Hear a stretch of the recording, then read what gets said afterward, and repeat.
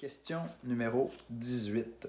Dieu laissera-t-il impuni notre désobéissance et notre idolâtrie?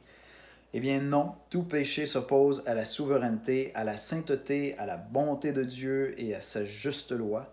Dieu est, à juste titre, irrité par nos péchés et dans son juste jugement, il les punira, à la fois dans cette vie et dans la vie à venir.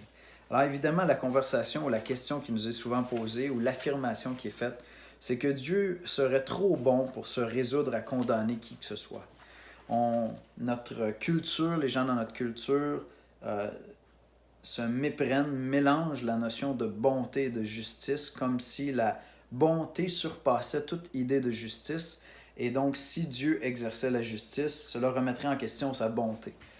Maintenant, évidemment, dans les faits, dans notre manière de fonctionner, aucun juge qui déciderait de mettre de côté sa justice au nom de sa bonté en libérant un criminel qui aurait fait un vol de banque, puis le vol de banque a tourné à la catastrophe. Il y a eu plusieurs personnes qui sont décédées, qui ont été tuées dans l'attaque.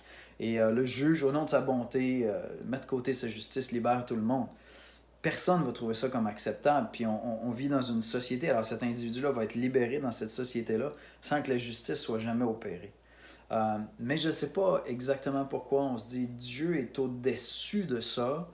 Je pense que c'est la notion d'éternité, le fait que Dieu condamnerait alors éternellement l'injuste. C'est peut-être là qu'on se dit non, la peine est trop grande. Mais il faut saisir que ce qui nous attend après la mort, c'est être avec Dieu ou être sans Dieu. Et Dieu demeurera juste. Donc ceux qui iront dans sa présence ne peuvent pas être ceux qui mériteraient d'être condamnés. On doit être condamné si on a fait le mal. Et on n'a pas à opposer la notion de bonté et de justice, comme on ne le ferait jamais dans cette vie-ci. On n'opposerait pas les deux. Il n'y en a pas un qui supplante l'autre. Les deux doivent être présents. Et je peux être juste et bon, je peux être bon et juste. Puis c'est la même chose avec Dieu. Et l'idée, c'est que, je termine avec ceci, les plus belles qualités morales qu'on trouve chez l'être humain nous viennent en fait de Dieu. Elles reflètent la personne de Dieu. Et donc, si on peut imaginer un juge qui juge avec justice, cela nous vient de Dieu. Dieu est parfaitement juste. Si on peut imaginer quelqu'un qui est bon, cela nous vient de Dieu. Nous sommes créés à son image. Et on ne va pas opposer une vertu à l'autre. Dieu possède toutes les qualités parfaitement intégrées ensemble. Il n'y a pas de contradiction entre elles.